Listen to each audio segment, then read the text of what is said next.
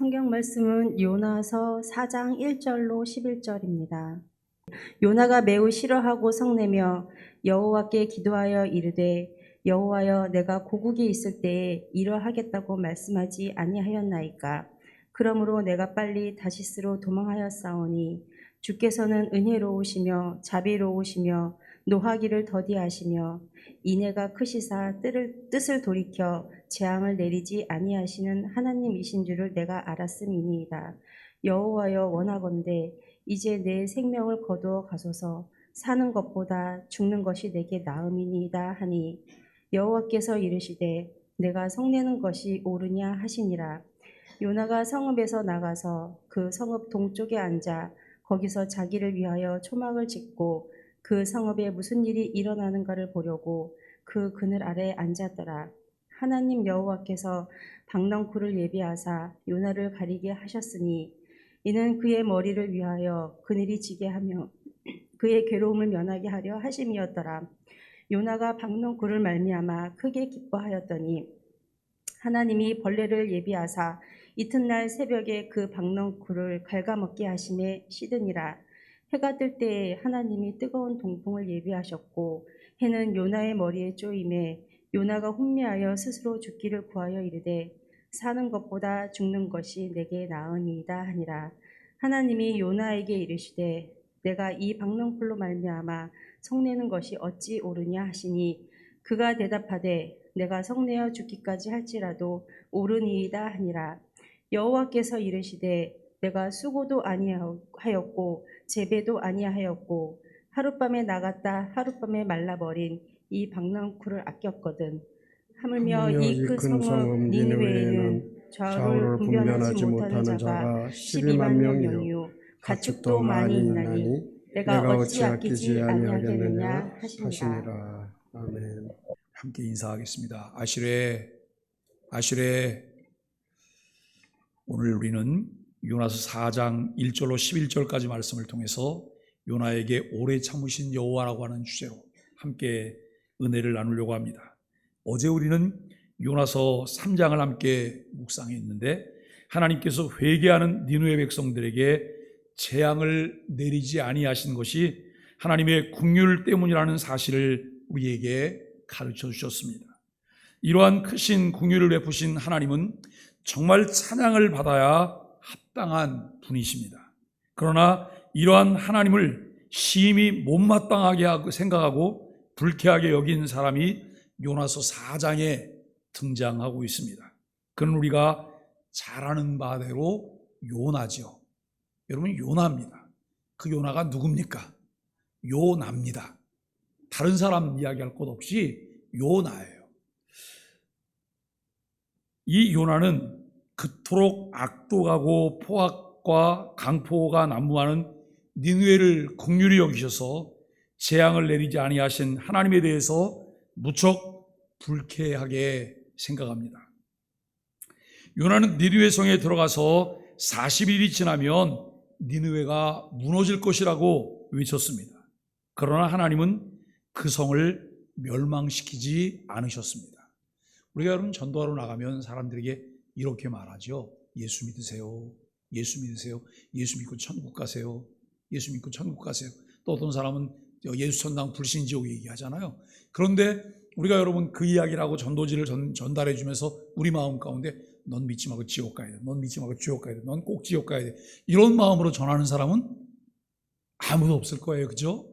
다 저들이 돌이키고 돌아오기를 바라는 거예요. 그런데 그렇게 기쁜 마음으로 전도지를 나눠주면서 여러분 그들이 천국 가기를 바라는 마음 가지고 있는데 어떤 사람이 딱 오는데 보니까 평상시에 내가 굉장히 미워하는 사람이 나를 아주 몹시 괴롭히던 사람이 나타나는 거예요. 그 사람에게 이렇게 전도지를 이렇게 주면서 예수 믿고 천국 가세요 그러면서 넌 지옥 가야 돼. 이런 마음이 우리에게 있어서는 안 되잖아요. 그죠? 그런데 오늘 3장에서 말씀을 보고 4장에서 만나는 요나의 모습이 그와 같은 모습이라고 하는 거죠. 요나는 목숨을 걸고 적국인 느느웨 성에 가서 하나님께서 선포하라는 말씀을 외쳤습니다. 그러나 하나님께서는 요나에게 말씀하신 대로 행하지 않았습니다. 사실 이 요나에게 하나님의 말씀이 임하고 요나에게 두 번째 명령이 임해서 여러분 첫 번째 도망쳤다가 붙잡혀 와서 이제 니느웨에서 복음을 전하게 된 것은 전적인 하나님의 은혜예요. 하나님의 돌보심이고 자기의 의나 자기가 자랑할 만한 것은 요만큼도 없는 거예요. 그럼에도 불구하고 요나 마음 가운데에는 자기의 의가 있는 거예요. 내가 요나가 내가를 자꾸 찾는 거예요. 그러니 그 마음에 자꾸 생겨지는 게 뭘까요? 섭섭한 마음이 생겨지는 것이죠. 요나는 잔뜩 화가 났습니다. 하나님의 명령에 순종해서 심판을 예고하며 외치지만 유예 기간까지 두시면서 한 영혼을 소중히 여기시는 하나님의 마음을 갖지 못했다는 거예요. 40일이 지나면 심판이 이루어져서 니느웨가 망하는 것을 보면 속이 시원할 텐데 니느웨가 여러분 망하지 않고 니느웨 백성들이 하나님 말씀을 듣고 회개한 것 때문에 요나는 약이 올랐습니다. 화가 났습니다. 그것을 보면서 자존심이 상했고 매우 불쾌했습니다. 하나님의 계획과는 관계없이 자기의 소견대로 이루어지지 않는 것 때문에 몹시 그는 불편해하는 이런 모습을 볼 수 있습니다. 그래서 요나는 하나님께 톡톡히 따져보려고 기도를 시작해요. 기도를 시작하는데 요나가 따지는 말 가운데에는 하나님을 비꼬며 빈정대는 말로 진행이 되어집니다. 하나님, 제가 고국에 있을 때 뭐라고 했습니까? 이미 저는 이럴 줄 뻔히 알았기 때문에 다시스로 제가 재빨리 도망을 쳤던 것 아닐까요? 하나님은 은혜롭고 자비롭고 노하기도 더디하시고 인내함도 크셔서 뜻을 돌이켜 재앙을 내리지 않는 분인 줄 제가 진작 알았기 때문에 저는 다시스로 도망을 하려 했습니다. 이게 여러분 2절 말씀이에요. 이 말은 요나가 하나님을 찬양하는 말이 아니죠. 심기가 불편해서 하나님께 비꼬는 말을 하고 있는 요나의 모습을 보게 됩니다. 간단히 말하면 요나는 하나님의 마음이 약한 분이시기 때문에 이럴 줄 진작부터 알았다는 거예요. 간단히 말하면 여러분 참 이렇게 우리가 생각하면서 아무리 심판을 외치면 뭐 하겠습니까? 마음이 약하셔서 심판도 제대로 내리시지 못하면서 왜 애꿎게 저만 닥달해서 목숨을 걸고 이곳에서 하나님의 심판을 말하게 합니까? 라고 하는 이런 의도를 가지고 여러분 니느웨로 이 온 요나가 말하고 있습니다. 하나님 마음대로 그렇게 재앙을 내리지 않으실 것이라면 왜 도망가는 저를 붙잡아다가 굳이 이곳에서 말씀을 전하게 합니까? 그러나 일단 제가 가서 심판을 외쳤으면 그 말씀대로 하셔야 되는 것 아닙니까? 그러니까 여러분 요나는 지금 외통수예요. 하나님께서는 회개하지 않으면 40일 후에 심판하겠다는 거예요. 이 말은 뭐가 전제되는 거예요? 회개하고 돌이키면 심판을 거두겠다고 하는 거잖아요. 그런데 요나는 자기가 보고 싶은 것만, 자기가 듣고 싶은 것만, 자기가 원하는 것만 생각하고 있는 거예요. 우리가 여러분 신앙생활하면서 우리의 모습 속에 그런 모습이 있지 않나요? 내가 하나님을 바라보고 하나님을 의지하고 하나님이 원하시는 대로 아멘하고 순종하기보다는 내가 바라는 것 때문에 우리가 그것만 주장하고 그것만 기다리다가 늘 마음이 불편한 자리에 있는 것은 아닐까요? 요나는 화가 나서 계속 말합니다. 저는 이제 도저히 살맛이 안 납니다. 하나님은 일하는 사람의 체면이나 자존심 따위는 생각지도 않으시고 자기 마음대로 하시는 분이니 이제 차라리 저를 죽여주십시오. 이 말이 3절이에요. 이제껏 잠자코 듣고만 계시던 하나님이 요나에게 4절에서 말씀하세요. 요나야, 내가 화를 낼 이유가 있냐? 내가 성내는 것이 합당하냐? 하나님이 이렇게 말씀하시죠. 그런데 여러분 하나님이 이렇게 말씀하신 것을 깨닫지 못하고 요나는 하나님과 대결하려고 해요. 전에는 하나님의 면전에서 도망을 치더니 이제는 하나님의 면전에서 그분께 대들고 있습니다. 요나의 심보는 이런 것이죠. 나를 살게 하시든지 니느웨를 살게 하시든지 택일하십시오. 요나는 성 밖으로 나가서 하나님이 니느웨 성을 멸망시키시는지 멸망시키지 않는지 보려고 간이 천막 하나 치고 앉아서 기다리고 있는 내용이 5절이죠. 여기서 우리는 하나님의 입장에서 요나 선지자를 생각해 보아야 될 것입니다. 하나님 보시기에 요나가 하나님을 불쾌히 여기고 그분께 화를 낸 것이 너무나도 기가 막힌 그런 일이죠. 바닷물 속으로 던져진 요나의 생명을 구해주신 분이 하나님이십니다. 이렇게 생명을 구해주신 하나님께 감사하며 다짐하기를 그는 이렇게 말했어요.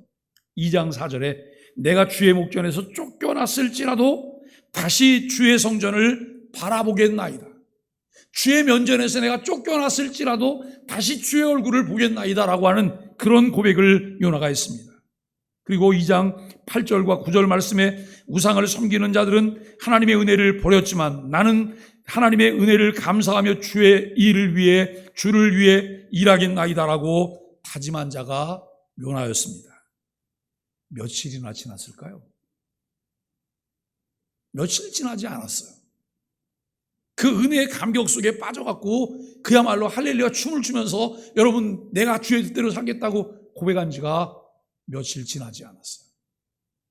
우리가 여러분 신앙생활하면서 요나가 그 찬양하면서 고백할 때 가식적이었을까요? 거짓이었을까요? 전혀 아닐 거예요. 진심으로 전심으로 그가 그렇게 했을 거예요. 그런데 여러분 왜 며칠 못 갈까요? 감정 의존적이기 때문에 그래요. 감정 의존적이기 때문에. 우리에게 필요한 것이 있다면 감정 의존적인 것이 아니라 계시 의존적인 신앙이 필요해요. 계시 의존적이고 그 말씀을 귀로만 듣는 것이 아니라 무엇으로 보고요? 눈으로 보고. 내가 체험적인 신앙을 갖게 될 때에 위기의 상황 가운데 여러 가지 여러분 급변하는 상황 속에서도 우리는 일관적인 자세로 일사각오로 하나님 중심으로 우리가 하나님 편을 선택하는 믿음을 갖게 될 것이라고 하는 것을 깨닫게 되어집니다. 오늘 여러분 요나는 2장 9절에서 구원은 하나님에게서 말미암는다고 찬양했던 그런 사람입니다. 이러한 요나가 이제는 자기가 도망한 일이 현명한 짓이었다는 듯이 변명을 해요. 사람들은 참 묘해요. 내가 뭘 잘못했어요 라고 회개하고 나서도 조금 돌이켜서 조금 있다가 꼭 다시 그것을 끄집어내서 내가 했던 일을 합리화시키려고 해요. 이미 끝난 거거든요. 내가 잘못한 것으로 판정하고 끝났어요. 그럼에도 불구하고 틈만 있으면 그걸 또 가지고 와서 내 의의를 나타내려고 말을 하고 내 행위에 정당성을 말하려고 해요. 이것이 인간의 모습인 것을 알게 돼요. 하나님께서 니느웨에 긍휼을 베푸셔서 진노를 내리지 않으신 사실에 대해 불만을 토로하는 요나를 보게 되죠. 그리고 요나는 하나님을 비꼬면서 말을 해요. 나를 살리려면 니느웨를 멸망시키시고 하나님께 일종의 협박을 가하는 이런 모습을 보게 됩니다. 이러한 요나에 대해서 만일 우리가 하나님이라면 매우 불쾌하고 다시는 상종하기도 싫은 배은망덕한 인간이라고 낙인을 찍을 거예요. 그래서 그 사람과는 이제 내가 얼굴 대면 안 할 거다. 안 볼 거다. 그러나 역시 하나님은 하나님이시죠. 그분은 정말로 은혜로우신 하나님이시며 자비로우신 하나님이시고 쉽게 성내는 분이 아니시며 여러분 인애가 많으신 분이에요. 여기 인애가 많다는 말은 변치 아니하는 따뜻한 사랑을 가진 분이라고 하는 그런 말씀이기도 해요. 긍휼이 풍성하신 하나님이십니다. 여러분, 여러분이 만나신 하나님도 그런 하나님이신가요? 오늘도 내가 여러분 만나고 내가 기대고 있는 하나님이 그런 하나님이세요? 우리가 매일매일 삶 속에 하나님에 대한 의식이 있어야 돼요. 그것을 우리가 신의식이라고 말해요. 하나님 의식과 우리가 여러분 하나님께서 주시는 말씀을 의존하는 계시 의존적인 이런 신앙이 우리에게 필요해요. 여러분 다시 4절을 봅니다. 하나님께서 요나에게 묻습니다. 요나를 사랑하시는 하나님의 마음으로 부드럽게 묻습니다. 내가 화를 내는 이유가 무엇이냐? 내가 화를 낼 권리가 있느냐? 이 물음이시죠. 그러나 요나는 계속 강경한 자세로 고집을 부립니다. 니느웨가 멸망하는 것을 보려고, 하나님께서 자기 요구를 들어주시는가를 보려고 요나는 성 밖에 나가 기다리는 거예요.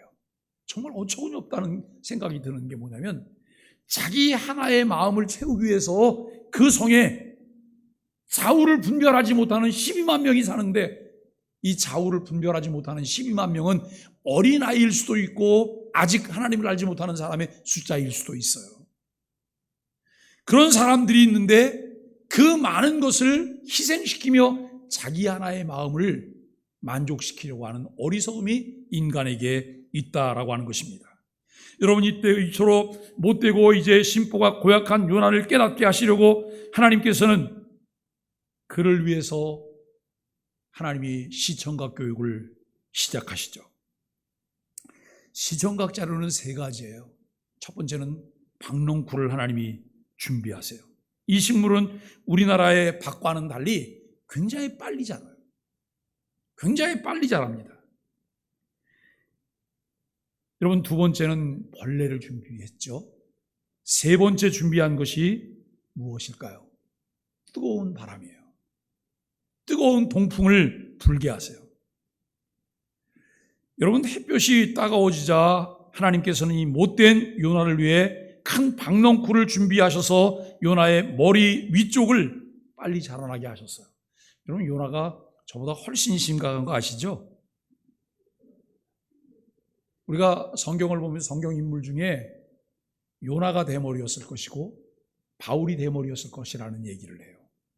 아마 저보다 훨씬 심각했던 것 같아요. 그러니 이 뜨거운 햇볕이 쬐면 머리카락이 없는 사람들은 마치 모자가 없는 것처럼 일단 고통스러운 거예요. 그런데 요나가 그 뜨거운 햇볕이 내리쬐는데 여러분, 이것 때문에 괴로움을 겪게 돼요.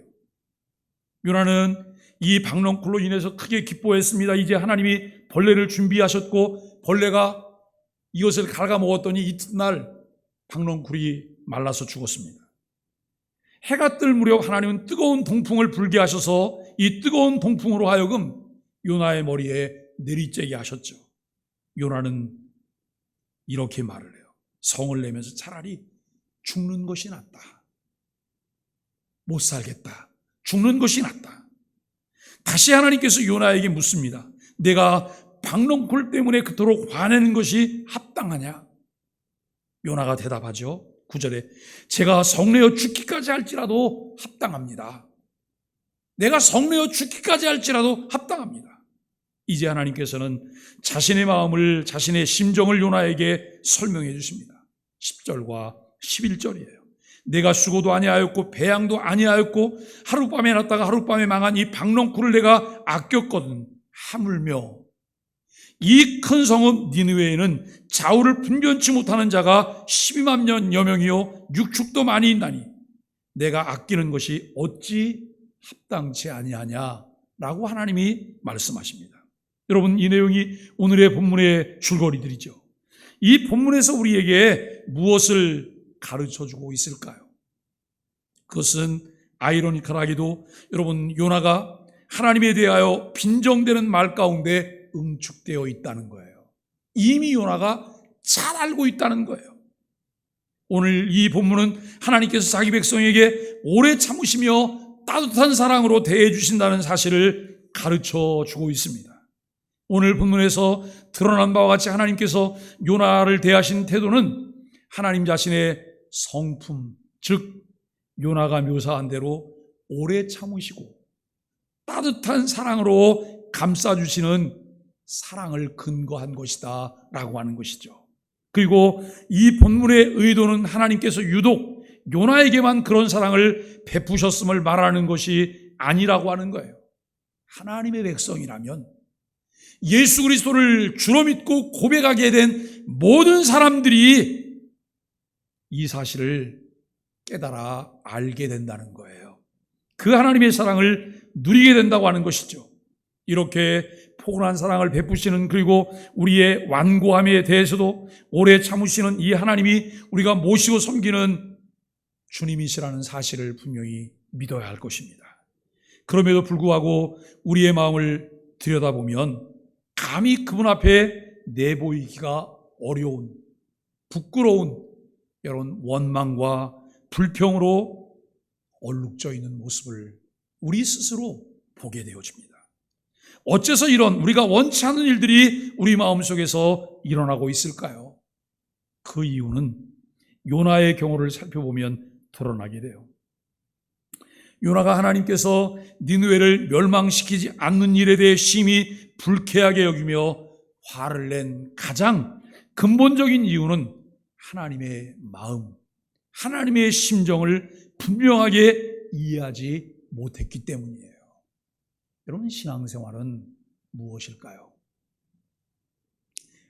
아무것도 할 수 없는, 죄어물로 인하여서 영혼이 죽었기 때문에 아무것도 할 수 없고 어떤 가능성도 갖지 않은 우리에게, 외부에서 우리에게 공급해 주시는 하나님의 은혜 때문에 예수 그리스도를 믿고 새 생명을 얻게 된 거예요. 새 생명을 얻게 됐고, 이제 그 새 생명 가운데 우리가 점진적인 성화를 통해서 매일매일 자라가야 돼요. 자라감을 통해 우리가 드러내 보여야 될 것이 무엇일까요?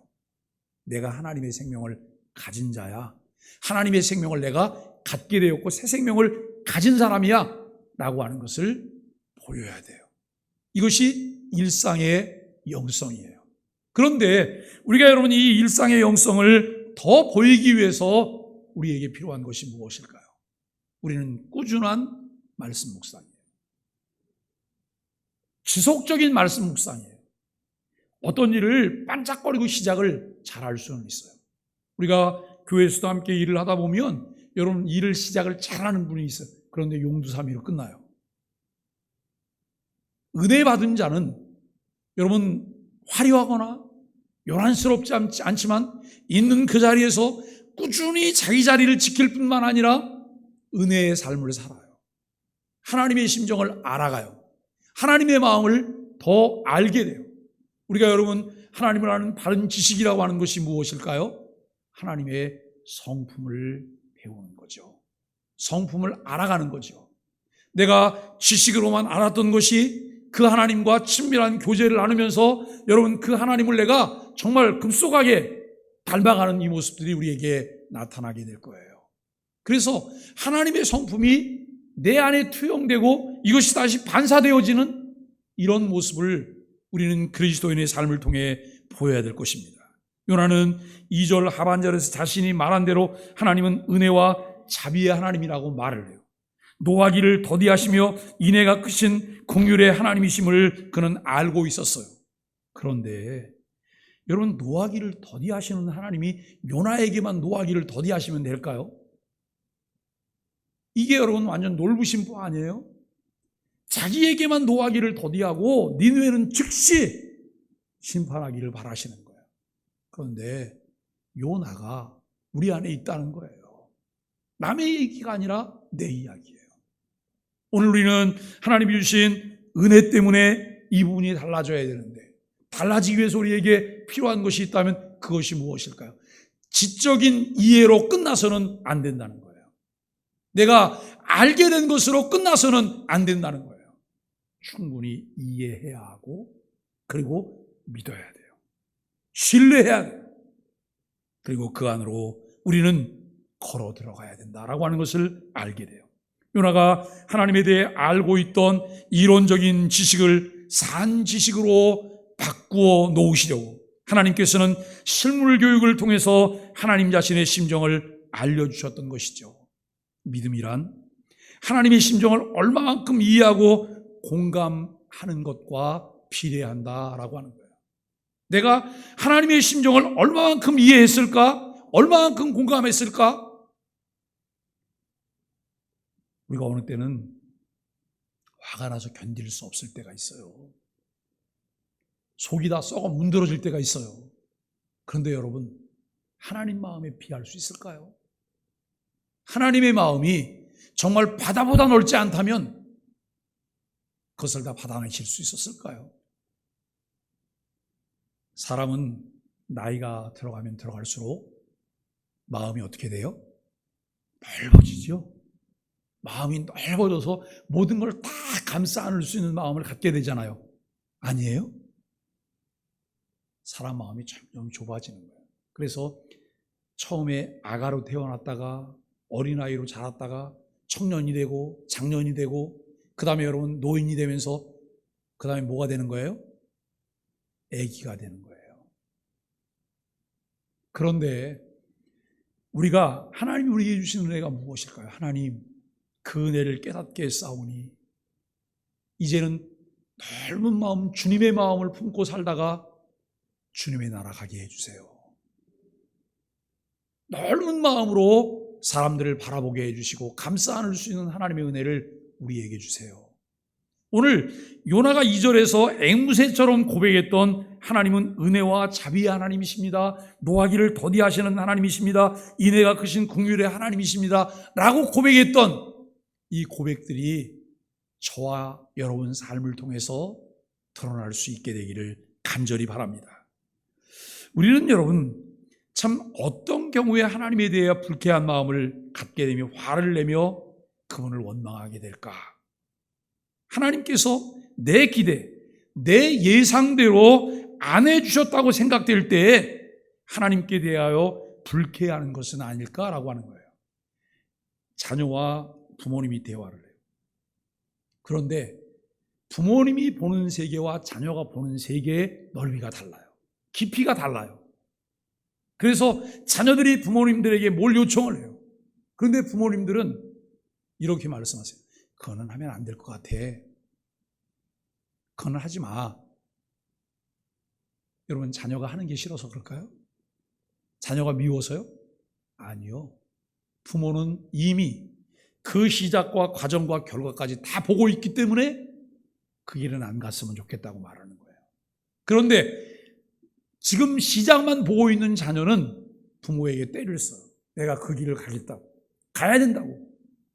심하면 뛰쳐나가서 자기가 하고 싶은 것을 해요. 죽도록 고생하다가 얻어 터지고 그 다음에 탕자처럼 돌아와요. 이것을 안 해보고도 깨달을 수 있는 자녀가 있는가 하면 꼭 그 길을 걸어가고 그 다음에 여러분 만신창이가 되고 난 다음에 손들고 돌아오죠. 오늘 우리에게 필요한 것은 무엇일까를 생각해 봅니다. 우리가 한 가지 더 생각해 보아야 할 것은 나는 얼마나 하나님의 심정을 이해하며 공감하고 있는가라고 하는 점입니다. 요나처럼 우리는 하나님의 심정을 바르게 이해하지 못함으로 인해서 그분께 화를 낼 경우가 많이 있다고 하는 것도 우리는 알게 돼요. 우리가 이렇게 못나고 못된 짓을 할 때마다 하나님께서 채찍을 드신다면 우리 몸에는 온전히 상처투성일 거예요. 여러분 어떤 부모님이 자녀가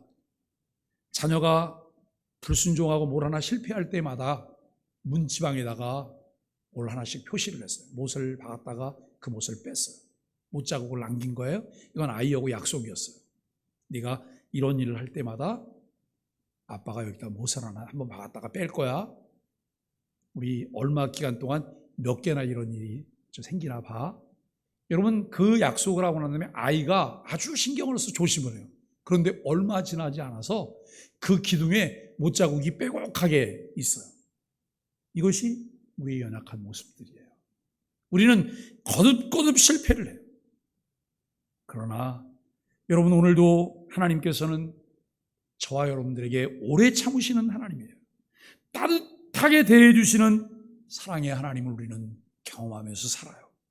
우리 각자가 자신의 생을 뒤돌아보며 그분께서 우리에게 얼마나 오래 참아오셨고 따뜻하게 대해주셨는지를 우리가 생각해 보면서 저와 여러분도 주님 때문에 넉넉한 마음을 가질 수 있게 되기를 바라고 이런 하나님의 심정을 우리가 나눠 갖게 됨으로 우리 안에 채워감으로 서로에게 이웃에게 미운 사람들에게 오래 참고 따뜻하게 대해주는 사랑을 베풀게 되는 은혜가 있게 되기를 예수 그리스도 이름으로 간절히 축복합니다.